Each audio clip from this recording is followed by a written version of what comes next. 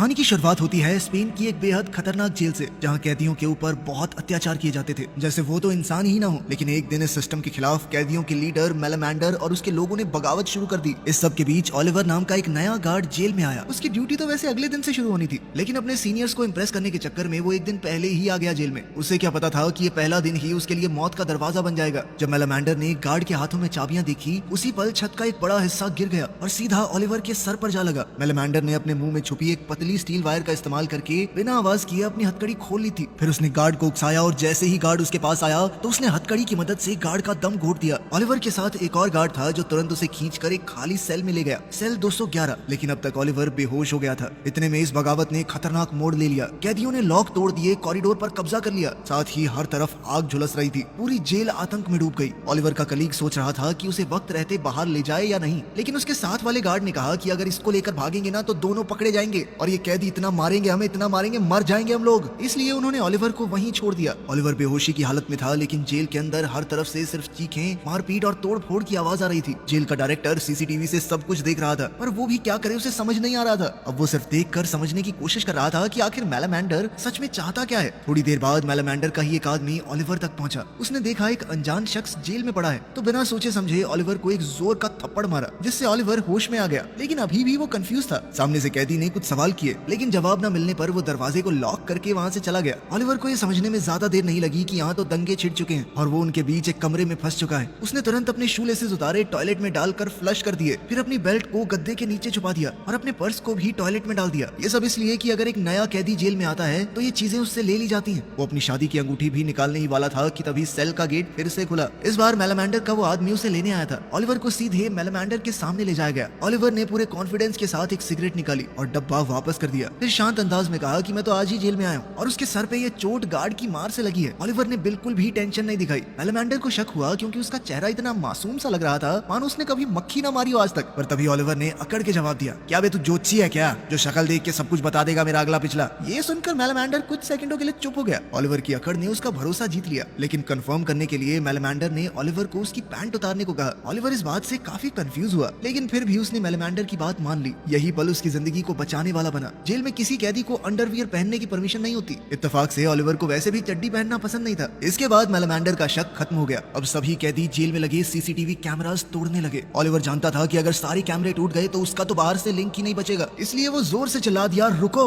सभी लोग उसकी तरफ मुड़ गए। ओलिवर ने कहा कि एक कैमरा छोड़ देना ताकि हम अपनी डिमांड्स को बाहर तक पहुंचा तो पाएं। अगर ये चाहते हो कि जेल के कर्मचारी देख ना पाएं तो कपड़े से ढक दो उसे। मेलामैंडर को उसका ये आइडिया सही लगा। इसके बाद ओलिवर भरोसा जीतने के लिए कैमरास को खुद कवर करने के लिए निकल पड़ा। उसने बहुत धीरे से कैमरा के सामने चढ़कर कपड़ा डाला ताकि कैमरा में अच्छे से उसकी शक्ल दिख जाए और कंट्रोल रूम में मौजूद लोग तुरंत समझ गए कि ये गार्ड उनका ही आदमी है। अब सिर्फ कंट्रोल रूम में मौजूद लोग और ओलिवर ही जानते थे कि वो असल में एक गार्ड है। फिर भी मेलामैंडर को थोड़ा शक तो था। वो ओलिवर को उस गार्ड के पास ले गया जिसके पास चाबियां थी। उससे पूछा गया कि ये वही गार्ड है जिसने तुझे मारा था। ओलिवर और वो दूसरा गार्ड एक दूसरे को देखते ही समझ गए कि अब दोनों की जान का सवाल है, तो दोनों ने एक दूसरे को पहचानने से इनकार कर दिया। लेकिन मेलामैंडर के लोग फिर भी उस गार्ड को पीटने से नहीं रुके। इसी बीच जेल डायरेक्टर ने आखिरकार स्पेशल फोर्सेस से मदद मांगी, जिसके बाद एक स्पेशल फोर्सेस की टीम ने तुरंत जेल के बाहर पहुंचकर अपनी पोजीशंस ले ली। ऊपर से ऑर्डर्स बिल्कुल सिंपल थे, सिर्फ 2 गार्ड्स को बंदी बनाया गया है। कैदियों की कोई मांग नहीं मानी जाएगी, सीधा ऑपरेशन चालू करो और जेल का कंट्रोल वापस लो। लेकिन उसी वक्त एक चौंका देने वाली खबर आई। जेल के अंदर 3 काफी इंपॉर्टेंट पॉलिटिकल कैदी भी थे जिनका अभी तक यहाँ से ट्रांसफर नहीं हुआ था और मीडिया को भी दंगों की खबर मिल चुकी थी। पूरे देश का फोकस अब इस जेल पर था। ये तीनों कैदी बहुत बड़े लीडर्स हैं। अगर इनको कुछ भी हुआ तो बहुत बड़े लेवल पर दंगे भड़क जाएंगे। लेकिन मेलामैंडर ने पहले ही इन तीनों को कंट्रोल में ले लिया था। उसने सीसीटीवी के जरिए जेल मैनेजमेंट को ये बता भी दिया। अब उन तीनों को बंदी बनाने के बाद कैदियों की पावर बहुत ज्यादा बढ़ गई। सभी कैदी खुशी से झूम रहे थे। कंट्रोल रूम में बैठा जेल डायरेक्टर ये समझ गया कि यह पानी सर से ऊपर जा चुका है, जिसके बाद एक आदमी को कैदियों से बातचीत करने के लिए बुलाया गया। मेलामैंडर का पिछला रिकॉर्ड भी सामने आया। 10 साल पहले भी उसने एक बगावत की थी जिसमें उन्होंने एक गार्ड को मार दिया था। तभी से वो जेल का बॉस बना बैठा है। मेलामैंडर ने ओलिवर से कहा कि कुछ डिमांड्स लिखने में मेरी मदद करो। डिमांड बेसिक थी, जेल के कमरों की हालत सुधारो, 15 दिन में एक बार फैमिली से मिलने का हक दो और कैदियों को सही हॉस्पिटल में ट्रीटमेंट दिया जाए, क्योंकि डॉक्टर उन्हें सलाखों के पीछे से चेक करते हैं। और पहले भी एक कैदी जिसके दिमाग में ट्यूमर था, उसे कहा कि तेरे सर में कोई दर्द नहीं है, तू झूठ बोल रहा है। उस बेचारे की दर्द के मारे जान चली गई। ऑलिवर को मेलामेंडर की डिमांड्स में कुछ भी गलत नहीं लगा। मेलामेंडर की लीडरशिप देखकर ऑलिवर इंप्रेस हो गया। बातचीत के दौरान ऑलिवर ने मेलामेंडर को बताया कि मेरी वाइफ प्रेग्नेंट है, मेरा बच्चा पैदा होने वाला है और मैं जेल में फंसा हूँ। मेलामेंडर को यह सुनकर अफसोस हुआ। ऑलिवर ने एक झूठी कहानी बनाई कि जिस आदमी को मैंने मारा है वो एक ड्रग डीलर था, उसने मेरे छोटे भाई को मार डाला, तो आखिर में मैंने बदला ले लिया। ये बात सुनकर मेलामेंडर को उसके लिए और बुरा लगा। ऑलिवर काफी जल्दी मेलामेंडर के करीब आ रहा था। तब तक नेगोशिएटर भी जेल में पहुंच गया। मेलामेंडर ने ऑलिवर से कहा कि इसकी तलाशी लो। ऑलिवर ने बड़ी चालाकी से तलाशी लेते हुए ही तीनों बंदी बनाए गए कैदियों की लोकेशन बता दी और बाद में अपनी डिमांड्स को नेगोशिएटर के सामने रख दिया। नेगोशिएटर ने कहा कि मैं तुम्हारी डिमांड्स को ऊपर भेजकर वापस आता हूँ। जाते जाते मेलामेंडर ने उससे कहा कि मेरे सारे भाई सुबह से बहुत काम कर रहे हैं, भूख लगी है, हमें अच्छा खाना लेकर आना, ठीक है। साथ ही उसने कहा कि ऑलिवर को उसकी पत्नी से बात करने की इजाजत दी जाए। इस पर नेगोशिएटर ने कहा कि हाँ, बात तो मैं करवा सकता हूँ, इतना मेरे कंट्रोल में है, तो मैं इसे ले जाता हूँ और वापस छोड़ जाऊंगा। मेलामेंडर उसकी बात पर भरोसा दिखाते हुए मान गया, लेकिन उसने सख्ती से कहा कि ऑलिवर को कुछ नहीं होना चाहिए। मेलामेंडर ने थोड़े ही समय में ऑलिवर के ऊपर कुछ ज्यादा ही भरोसा कर लिया था। ऑलिवर के लिए ये एक कमाल का मौका था, पर इससे पहले कि गेट खुलता अंदर से चीखने की आवाज सुनाई दी। चीख सुनते ही मेलामेंडर ने नेगोशिएटर को पकड़ लिया और ऑलिवर से कहा कि जाकर देखो क्या हुआ है। ऑलिवर भाग के देखने गया। पता चला कि दो कैदियों के बीच में झगड़ा हो गया था। एक के सर पर चोट लगी तो वो बेहोश हो गया। कंट्रोल रूम में बैठे हुए स्पेशल फोर्सेस के कमांडर ने ये देखा और वो समझ गया कि कोई तो बहुत इंपॉर्टेंट इंसान मरा है। इसके बाद उसने अपनी टीम को जल्दी से अटैक करने का ऑर्डर दिया। ऑलिवर को तुरंत समझ आ गया कि अगर स्पेशल फोर्सेस अंदर आई तो खून की नदियां बहेंगी। वो फटाफट उन 3 हॉस्टेजेस को सर्वेलेंस कैमरा के सामने ले आया ताकि कमांडर ये देख सके कि सब कुछ नॉर्मल है। जैसे ही कमांडर ने उन्हें सीसीटीवी में देखा तो उसने ऑर्डर्स रोक दिए। अब बातचीत फिर से चालू हो गई। ऑलिवर की समझदारी और हिम्मत ने सबकी जान बचा ली थी, लेकिन मेलामेंडर को यह हजम नहीं हुआ कि आज ही जेल में आया, आज ही हीरो बन रहा है। लेकिन ऑलिवर समझ गया कि हीरो नहीं बनना है। उसने सबके सामने मेलामेंडर का हाथ उठा दिया कि सर ने ही तो मुझे कहा था ये सब करने को। अब कैदी उन दोनों को अपने हाथों पर उठाकर सेलिब्रेट करने लगे। मेलामेंडर ने कहा कि काम तो बढ़िया किया तूने, लेकिन अगली बार बिना पूछे कुछ किया ना तो तुझे छोड़ूंगा नहीं।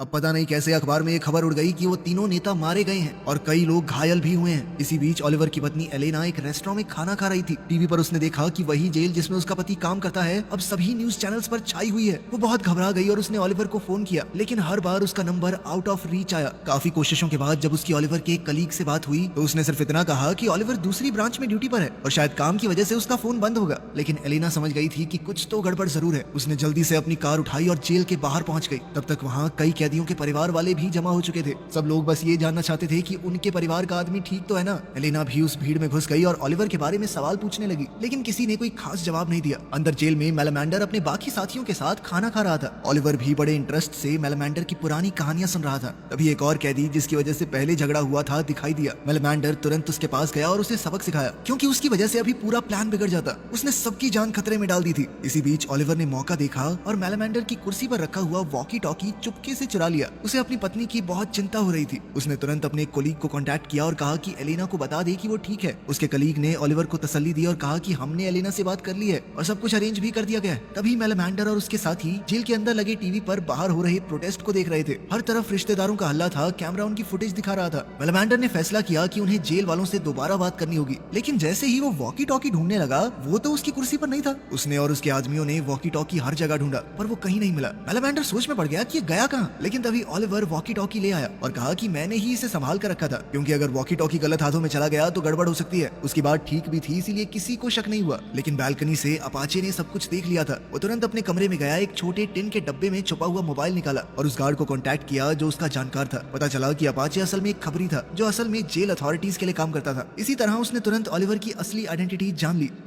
जेल के बाहर लोग और ज्यादा गुस्सा हो रहे थे। कुछ ने तो गार्ड ऑफिस पर पत्थर भी फेंकना शुरू कर दिया। ये देखकर गार्ड यूट्रिला, जो पहले ही गुस्से में था, कंट्रोल खो बैठा। उसने तुरंत एक टीम बनाई जो हाथ में लाठियां लेकर लोगों पर टूट पड़ी। सब पर बिना सोचे समझे मार पड़ने लगी। यहीं पर टीवी स्क्रीन पर ऑलिवर ने अपनी पत्नी को देखा भीड़ में, छोटी सी डरी हुई आंखों के साथ। उसने जल्दी से मेलामेंडर से वॉकी टॉकी मांगा और गुस्से में अपने जेल वाले कलीग से पूछा कि तुमने तो कहा था कि सब कुछ अरेंज कर दिया गया है, तो मेरी पत्नी वहाँ क्या कर रही है। तभी उस कलीग को पता चला कि मीडिया ये सब लाइव कवर कर रही है और कैदी अपने परिवार को टीवी पर देख पा रहे हैं। जेल अथॉरिटीज ने तुरंत एक्शन लिया और पूरी जेल का टीवी सिग्नल काट दिया। इसी बीच प्रोटेस्ट में टेंशन और बढ़ गई। एलेना को अपने पेट में दर्द महसूस हुआ। धीरे धीरे भीड़ में धक्का मुक्की होने लगी। इसी बीच एलेना पर डंडे से वार हुआ और उसे मारने वाला था यूट्रिला। एक वार से एलेना बेचारी जमीन पर गिर पड़ी। मीडिया कैमरा ने ये सब कुछ रिकॉर्ड कर लिया। जेल के अंदर टीवी सिग्नल कट होने से कैदियों का गुस्सा और भड़क गया। मेलामेंडर ने तुरंत वॉकी टॉकी उठाया और मैनेजमेंट से डिमांड की कि इंजर्ड लोगों की लिस्ट भेजी जाए। जब ऑलिवर ने अपनी पत्नी के बारे में पूछा तब जेल अथॉरिटीज ने झूठ कहा कि सब ठीक है। तभी अपाचे उसके पास आया। उसने ऑलिवर को धमकाते हुए कहा कि अगर मेरी बात नहीं मानी ना तो सबके सामने तेरी सच्चाई बता दूंगा। लेकिन ओलिवर पहले ही अपाचे के बारे में सब कुछ जानता था। वो डरा नहीं बल्कि पलटकर धमकाया, बेटा मैं तो जेल में आज ही आया हूँ और मैं गार्ड हूँ, मेरा धोखा तो सह लेंगे ये लोग, लेकिन तू तो कैदी होकर धोखा दे रहा है इनको सालों से।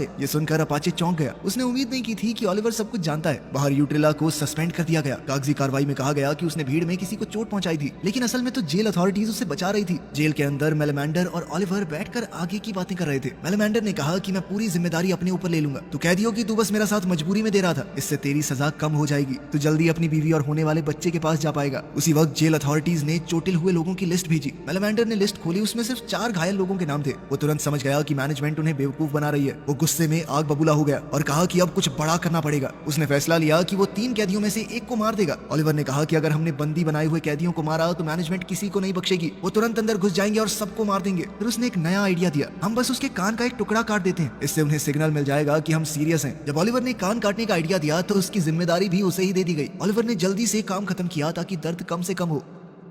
थोड़ी देर में वो कटा हुआ कान जेल मैनेजमेंट को भेज दिया गया। अब उनके पास कोई रास्ता नहीं था, उन्हें असली लिस्ट देनी ही पड़ी। लेकिन लिस्ट पढ़ते ही उसका दिल टूट गया। उस लिस्ट के अंदर उसकी प्रेग्नेंट पत्नी एलिना का भी नाम था। इसी दौरान अपाचे ने भी बाहर की दुनिया से कांटेक्ट करके कुछ जानकारी इकट्ठा की। उस वीडियो में यूट्रेला क्लियरली एलिना पर हाथ उठा रहा था। ओलिवर ने वो वीडियो बार बार देखा। हर बार उसका गुस्सा और ज्यादा बढ़ता गया। एक तरफ वो जेल के अंदर अपनी जान जोखिम में डालकर इनके लिए काम कर रहा है, दूसरी तरफ उसकी बीवी को बाहर बेरहमी से पीटा गया। उसके कलीग ने भी उसे सच नहीं बताया। गुस्से से तड़पते हुए ओलिवर ने यूट्रेला को तुरंत अंदर भेजने की डिमांड की। उन बंदी बनाए हुए नेताओं की जान खतरे में थी तो मैनेजमेंट कुछ भी नहीं कर पाई। उन्होंने यूट्रेला को अकेले अंदर भेज दिया। जैसे ही वो अंदर आया, मेलेमेंडर ने उसे चाकू दिखाकर कंट्रोल में ले लिया और कैमरा से दूर ले गया। ओलिवर ने उससे एलिना के बारे में पूछा पर उसने कुछ भी नहीं कहा। जब ओलिवर ने वीडियो उसके सामने रखी तो उसने तुरंत अपनी नजर घुमा ली। ओलिवर की सब्र का बांध टूट गया। वो उस गार्ड को मारने लगा। अब वो बिल्कुल पागल सा हो चुका था। ओलिवर ने वॉकी टॉकी उठाया और अपनी बीवी से बात करने की डिमांड की। आखिरकार उसे पूरा सच पता चला। ओलिवर की बीवी और होने वाला बच्चा दोनों मर चुके थे। ये बात सुनते ही ओलिवर पूरी तरह टूट गया। उसने अपना सर मेलेमेंडर के कंधे पर रखा और फूट फूट कर रोने लगा। मेलेमेंडर ने तुरंत ऑर्डर दिया कि सब इस गार्ड को मिलकर पीटेंगे। लेकिन तभी उस गार्ड ने गुस्से में ओलिवर की असलियत सबके सामने बोल दी कि तुम क्या इतने परेशान हो रहे हो, ये साला जेल का गार्ड है। सभी कैदी एकदम शॉक हो गए। लेकिन ओलिवर को अब किसी बात से फर्क नहीं पड़ता था। उसके लिए अब सिर्फ एक चीज जरूरी थी, बदला। उसने सबके सामने यूट्रेला को मार दिया। अपनी बीवी और होने वाले बच्चे को खोकर उसकी जीने की इच्छा ही खत्म हो गई थी। फिर वो चुपचाप सेल 211 में गया। उसने अपनी छुपी हुई बेल्ट निकाली और कुछ गलत करने की सोची, लेकिन वो तो मर भी नहीं पाया। जब उसकी आंखें खुली तो उसने दीवार पर लिखा हुआ पढ़ा कि एक बूढ़ा आदमी सरदर्द से मर गया। ये उससे पहले वाले कैदी ने लिखा था। ओलिवर को महसूस हुआ कि उस कैदी का दर्द अब उसका दर्द बन चुका है। उसने अपनी पुरानी पहचान वहीं छोड़ दी और सेल 211 का असली कैदी बन गया। जेल की दूसरी तरफ अब कुछ लोग ओलिवर पर शक करने लगे थे, लेकिन मेलेमेंडर अंदर ही अंदर जानता था कि चाहे वो पहले गार्ड भी रहा हो, लेकिन अब वो उनका अपना बन चुका है। उनकी किस्मत एक हो चुकी है। लिस्ट के आने के बाद कैदियों का गुस्सा और बढ़ गया। अपने परिवार वालों की हालत देखकर वो खुद पर काबू खो बैठे। अब सिर्फ जेल वालों से बात नहीं बन रही थी, सरकार बीच में कूद पड़ी और अब एक बड़े लेवल के आदमी को उनसे बात करने भेजा गया। उसने कहा कि ज्यादातर डिमांड मान ली गई हैं। जैसे ही वो डिटेल्स देने लगा, ओलिवर ने यूट्रेला की लाश को घसीटकर सबके सामने डाल दिया। उसने कैमरा की तरफ देखते हुए ये कहा कि मैंने मारा इसे। साथ ही उसने ये भी कहा कि हम तो तुम्हारी बात तभी मानेंगे जब प्राइम मिनिस्टर खुद टीवी पर आकर ये कहेगा कि हाँ, हमने तुम्हारी सारी शर्तें मान ली। अब ओलिवर पूरी तरह से कैदियों के साथ जुड़ गया था। मेलेमेंडर ने भी ओलिवर का साथ दिया। या तो डिमांड पूरी करो या आके लाशें उठाओ। नेगोशिएटर को वो सब कुछ ऊपर रिपोर्ट करना पड़ा। मेलेमेंडर को पता था कि सरकार इतनी आसानी से नहीं मानेगी, इसीलिए उसने अपने लोगों से कहा कि हॉस्टेजेस को अलग अलग जगहों पर शिफ्ट कर दो और आखिरी लड़ाई के लिए तैयार रहो। तभी जेल मैनेजमेंट ने एक बहुत गंदा खेल खेला। उन्होंने मेलेमेंडर को बताया कि ओलिवर सच में एक गार्ड है और अगर वो ओलिवर को मार दे तो बदले में वो उसकी सजा काफी कम कर देंगे। जब मेलेमेंडर ने ओलिवर की फाइल देखी तो वो एक बार के लिए हिल गया, लेकिन फिर भी उसने अपने प्लान को आगे बढ़ाया। सभी बंदियों को अलग अलग जगहों पर कैद कर दिया गया और फिर वो पहुंचा ओलिवर के पास अपना चाकू लेकर। और जब उसने ओलिवर की आंखों में देखा तो एक वफादार, दर्द से भरा हुआ इंसान दिखा। तो उसका ओलिवर को मारने का मन नहीं किया। उसने चाकू ओलिवर के हाथ में दे दिया और कहा कि मैं तेरे साथ लड़ूंगा। इसी दौरान अपाचे ने मैनेजमेंट को हॉस्टेजेस की असली लोकेशन बता दी। स्पेशल फोर्सेस ने अटैक प्लान कर दिया। अचानक जेल की टीवी पर सिग्नल वापस आ गए। न्यूज चल रही थी कि जेल के सभी पुराने कानून रद्द कर दिए गए हैं। ओलिवर और मेलेमेंडर हैरान थे। उनका दिल खुशी से भर गया, लेकिन उन्हें क्या पता था कि ये सिर्फ एक जाल है। जेल अथॉरिटीज ने ये सब इसलिए किया था ताकि कैदी शांत हो जाएं। जैसे ही सब लोग जश्न मनाने लगे, अपाचे कुछ और ही कर रहा था। उसने बंदियों को गार्ड कर रहे कैदियों को मार डाला और खुद उनके सामने खड़ा हो गया उन्हें बचाने के लिए। फिर स्मोक बॉम्ब्स जेल के अंदर डाले गए। ओलिवर तुरंत सारी सच्चाई समझ गया। उसने मेलेमेंडर से कहा कि सभी बंदियों को मार दो वरना सब कुछ बर्बाद हो जाएगा। पर जैसे ही वो दोनों ऊपर जाने लगे, किसी ने नेल गन से ओलिवर के ऊपर हमला कर दिया। मेलेमेंडर उसके पास गया, लेकिन घाव इतना गहरा था कि कुछ नहीं हो सकता था। अपाचे ने चीख कर सबको कहा कि दोनों लीडर मर गए। ये सुनकर सभी कैदियों ने हथियार डाल दिए। मेलेमेंडर ये सब देखकर भी चुप खड़ा रहा। सब कुछ उसकी आंखों के सामने खत्म हो गया। उसने अपने आंसू पोंछे ही थे कि अपाचे ने उसे पीछे से गोली मार दी। मेलेमेंडर गिरा लेकिन बदला लेने की कोशिश की। तब तक अपाचे ने एक और गोली दाग दी और वो जमीन पर गिर गया। स्पेशल फोर्सेस ने आसानी से जेल पर कंट्रोल वापस ले लिया। ओलिवर भी दर्द से करहाता हुआ मर गया। सब कुछ खत्म होने के बाद ओलिवर का कलीग उसकी लाश पहचानने आया। शर्मिंदा होकर उसने सेल 211 का दरवाजा खोला। वहाँ एक अंगूठी रखी थी। ओलिवर एक ईमानदार और अच्छा इंसान था, लेकिन समाज ने वो हर चीज उससे छीन ली और आखिर में उसने गार्ड बनकर जीने की बजाय एक कैदी की तरह मरना पसंद किया। वीडियो पसंद आई तो लाइक कर देना, चैनल को सब्सक्राइब कर लेना। मिलते हैं अगली वीडियो में।